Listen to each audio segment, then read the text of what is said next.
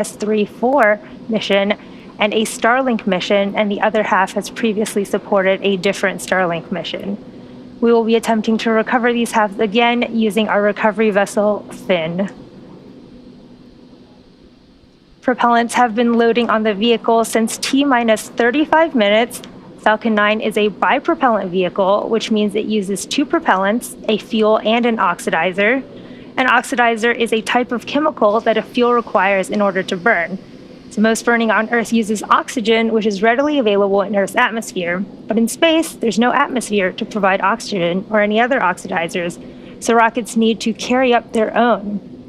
For Falcon 9, our fuel is a refined form of kerosene known as RP1, and our oxidizer is a super chilled liquid oxygen called LOX. The liquid oxygen is chilled well below its boiling point, so it becomes what we call densified, which means that it has a much greater amount of mass per volume and means we can load more of it into the booster. In addition to its propellants, Falcon 9 also needs an ignition source in order to go, and for that we use the chemical TTEB, or triethyl aluminum and triethyl borane. When it's fully fueled, Falcon 9 holds just over 1 million pounds of propellant that the vehicle will burn through in less than 3 minutes after liftoff. Currently, fuel is fully loaded on both Stage 1 and Stage 2, and liquid oxygen is about 90% on Stage 1 and about halfway on Stage 2. Once all the tanks are full, both stages will continue to be topped off with propellant until T-minus 2 minutes to keep temperatures as cold as possible. The latest weather forecast is showing about 90% favorable for liftoff. The vehicle, satellites, weather, and range continue to look good for an on-time liftoff just a few minutes from now.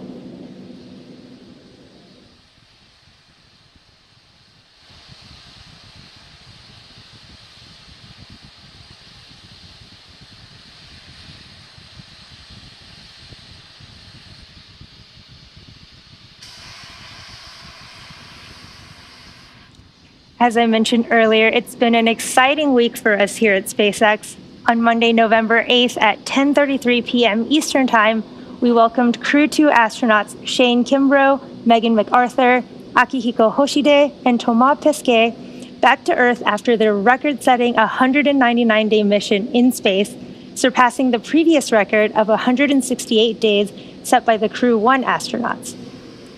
The Crew 2 mission successfully flew 2 international partners and sent a flight-proven Dragon and Falcon 9 to space for the first time for NASA's Commercial Crew program. Less than 47 hours after Crew 2 splashed down off the coast of Pensacola, SpaceX and NASA launched Dragon's third long-duration operational crew mission, Crew 3, to the International Space Station from historic Launch Complex 39A at NASA's Kennedy Space Center in Florida. Falcon 9 lifted off at 9:03 p.m. Eastern Time Wednesday evening with NASA astronauts Roger Chari, Tom Marshburn, Kayla Barron, and European Space Agency astronaut Matthias Maurer on board. This mission marks SpaceX's third human spaceflight this year and fifth to date. Following stage separation, Falcon 9's first stage landed on a shortfall of Gravitas drone ship off the coast of Florida, and meanwhile, Dragon and the crew continued on their 21.5-hour journey in space, docking with the floating laboratory of the International Space Station at 6:33 p.m. Eastern Time Thursday evening. At 8:25 p.m. Eastern Time, the hatch opened, and Crew 3 astronauts were welcomed aboard the space station, commencing their 6-month mission. SpaceX has now flown 18 humans to space in the past 18 months, and in just a few minutes, we're looking to round out what's been an awesome week for spaceflight with our 23rd mission of 2021.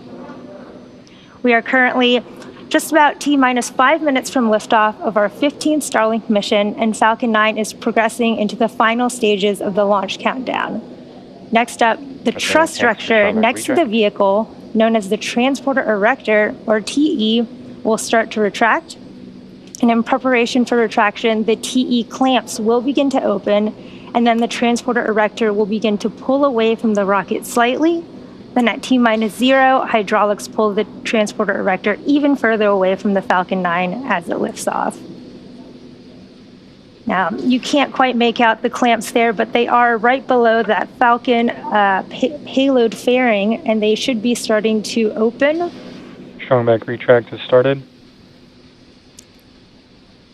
The transporter erector is the structure that provides liquids, gases, electrical connections to the second stage, as well as air conditioning to the payload fairing.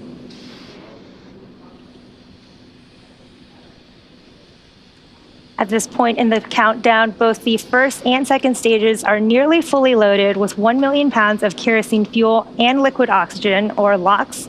And those white clouds that you see around Falcon 9 are created when our propellant oxidizer, and that super chilled liquid oxygen, comes in contact with the warm, humid air in Florida. Both the first and second stages should finish loading propellant about a minute apart from one another, with the first stage finishing up at about T-minus 3 minutes here in about 30 seconds. And then the second stage should finish at about T-minus 2 minutes, which is about a minute after that. At T-minus 60 seconds, Falcon 9 will be in startup, and this means that the rocket's autonomous internal flight computers will have taken over the launch countdown, and just inside of T-minus 2 seconds, we light the Merlin 1D engines and we're set for liftoff. Stage 1 LOX load has closed out. You heard the call out that we did just finish the Stage 1 LOX load. And again, Stage 2 will be finishing up in just about a minute. Final total bleed verification. The Starlink payload continues to be healthy, and the Falcon 9 team is tracking no issues on the rocket. Weather is still looking favorable, and the range is green for launch. Here at just about T-minus 2 minutes and 36 seconds, let's listen in to the terminal countdown.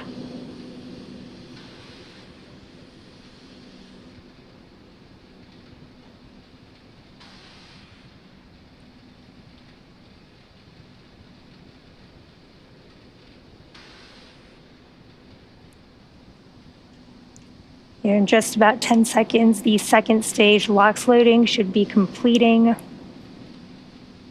Looks like a beautiful early morning in Florida.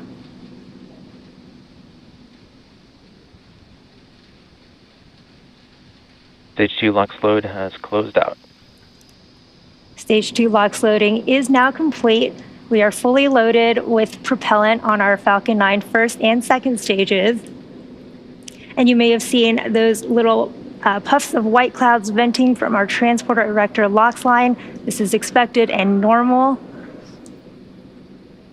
Again, at T-minus 1 minute here, coming up in 30 seconds, Falcon 9 will be in startup. This means that Falcon 9's internal flight computers will take over the countdown, and our first and second stages will begin pressurizing for launch. Gas closeouts has started. A few seconds after that, you will hear the launch director give our final go for launch, and then we'll be set for liftoff.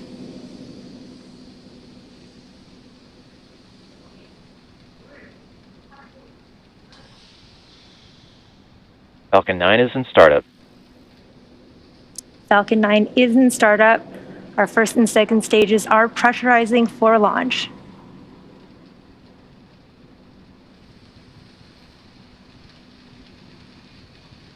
Go for launch. Our launch director has given that final go for launch. All systems are go. Let's listen into the terminal count and watch as Falcon 9 takes our 53 Starlink satellites into orbit. T-minus 30 seconds.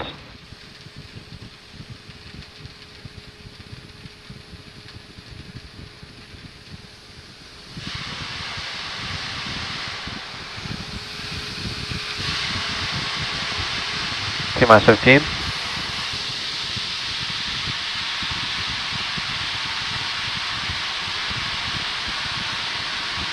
5, 4, 3, 2, 1. Liftoff.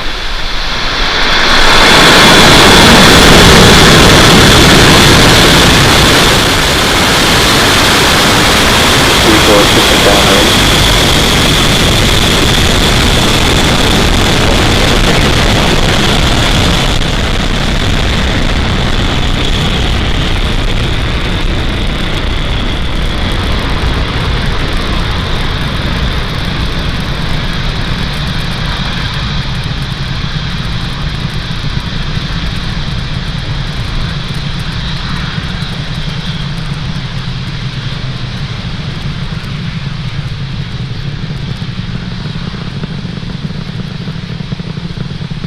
Orange telemetry nominal.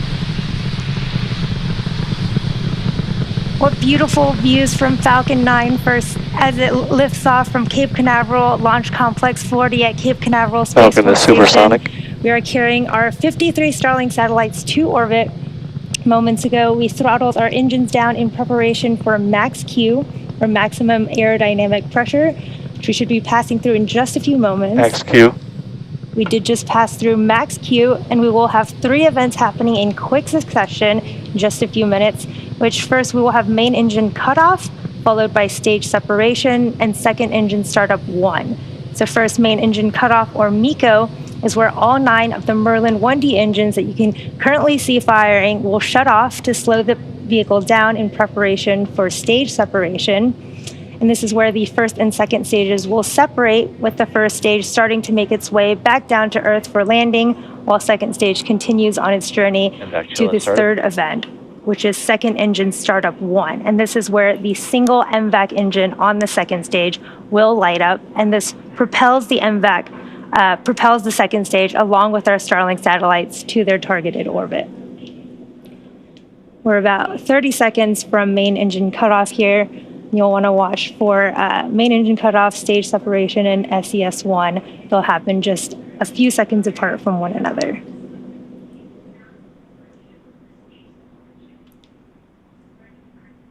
We will also have our fairing deployment from our second stage very shortly after those 3 events, and we should hopefully get some cool live views from our second stage. You can see the Falcon 9 first stage going through the mist there. Stage separation confirmed. We did have main engine cutoff and stage separation. You can see second engine startup. We did have MVAC ignition, that is second engine startup. On those live views from the second stage on your right, you can see the first stages for... Fairing separation confirmed. Fairing has also separated on our second stage. You can see our 53 Starlink satellites there. And there on your left, the first stages, 4 hypersonic Griffin's have deployed. And again, we did have that successful fairing separation, and fairing, SpaceX has now reflown Falcon fairing halves since November of 2019. And again, this was our 3rd flight for one of those fairing halves and 2nd flight for the other half. We'll be attempting to recover those fairing halves again today using our recovery vessel Finn. The stage 2 is heading towards its targeted drop-off orbit for our Starlink satellites, and stage 1 will execute 2 burns in order to make its way back down to Earth. The first is the entry burn, where 3 of the M1D engines acquisition of signal, Bermuda. Reignite, and this helps slow the stage down as it re-enters the upper part of the Earth's atmosphere. The second burn is the landing burn, and this is a single engine burn that brings the vehicle speed down rapidly in order to land on the drone ship. You can see those beautiful views from the first and second stages. Those little puffs of white gas you see on the first stage are nitrogen gas from our attitude control system. And the second stage MVAC engine is continuing its burn, carrying our 53 Starlink satellites. If you're just catching up with us, we had a successful launch of Falcon 9 from Cape Canaveral Space Force Station, Slick 40, and you're looking at live views of Falcon 9's first and second stages, as second stage is on its way to deliver our Starlink payload to orbit, and stage 1 is making its way back to our drone ship. Just read the instructions in the Atlantic Ocean. Now, the Merlins on the first stage. Both vehicles are following nominal trajectories. Both vehicles are on nominal trajectories, as you just heard. And again, the 9 Merlins on the first stage are optimized for sea level. So this means they achieve 190,000 pounds of thrust during ascent and descent.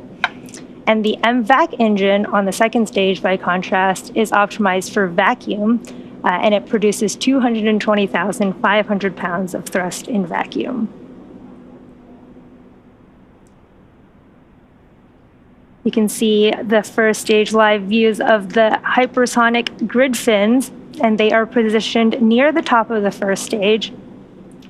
And they're used for steering as the first stage makes its way back down to Earth. And again, these grid fins, you can see them moving around. They do help to orient the rocket during re-entry and guide the rocket during descent.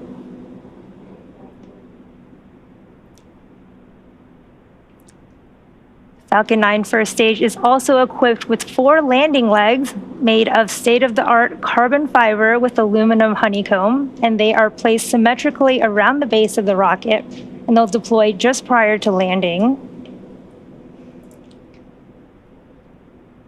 In just about 20 seconds here, we'll be coming up on our stage 1 entry burn. Again, this is a 3-engine burn meant to slow the first stage down as it hits the thicker parts of the Earth's atmosphere. It'll be about a 20-second burn. Stage 1 FTS is safe. Stage 1 entry burn startup. We did have the start of our stage 1 entry burn. You can see on those live views, that's a 3-engine burn of the Falcon 9 first stage.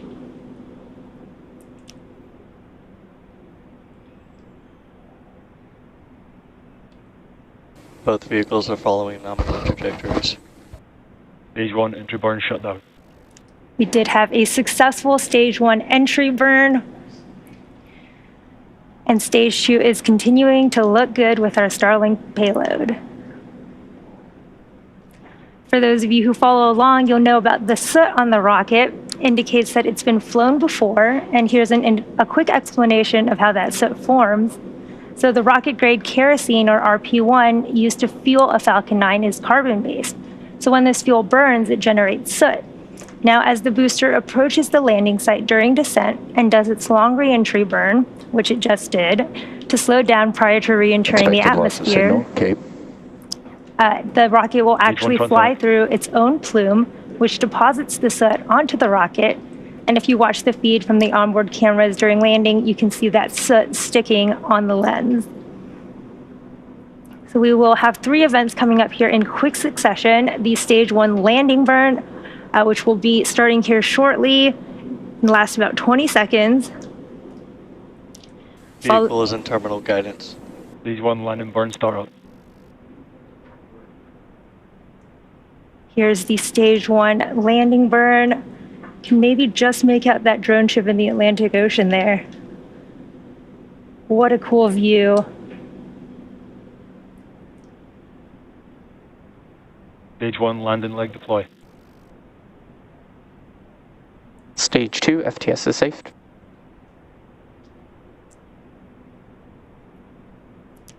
We did get confirmation that stage 2 flight termination system has saved, and we should have second engine cutoff here very shortly. TECO 1. We did have second engine cutoff here, and we are waiting on confirmation of a good orbit from our second stage. We did have a good burn and a good orbit. We are still waiting for confirmation of our first stage landing, but we will see if we can't get some information on that. But we do have a successful orbit and second engine cutoff for our second stage. And we did just get confirmation of our stage 1 landing. Of signal, Newfoundland.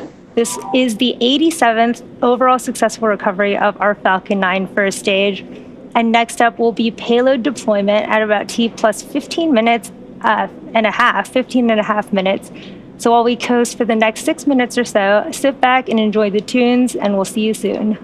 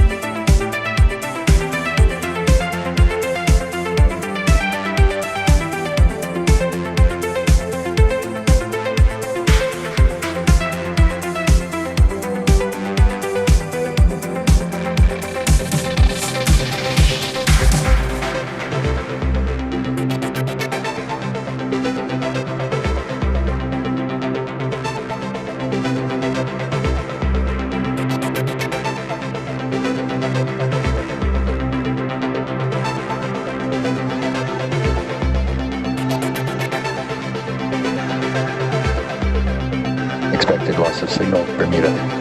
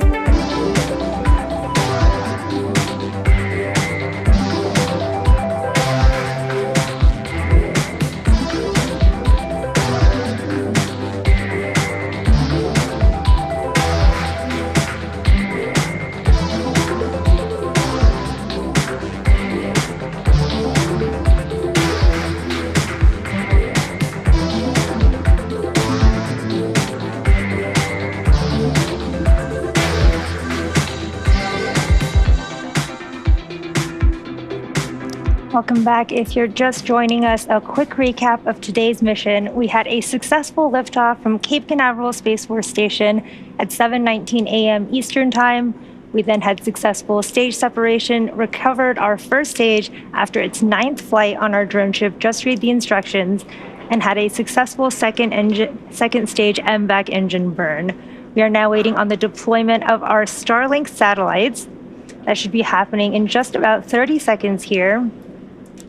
Hopefully we continue to get good ground station coverage and get signals from our payload and can continue to see these great live views of that payload there. And we have 53 Starlink satellites on today's mission. What a beautiful view from our second stage.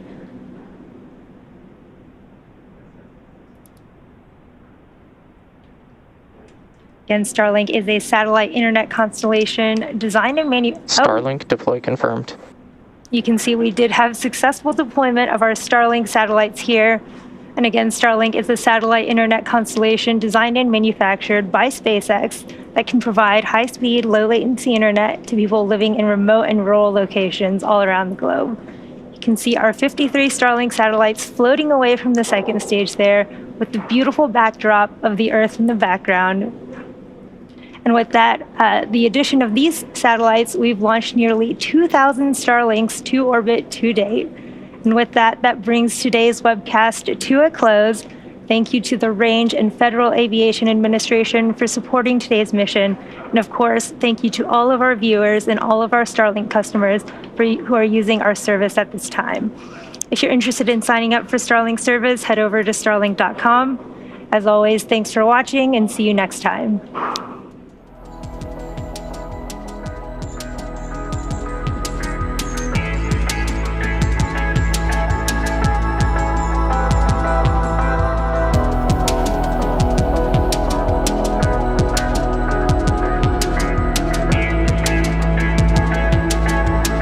Expected loss of signal, Newfoundland.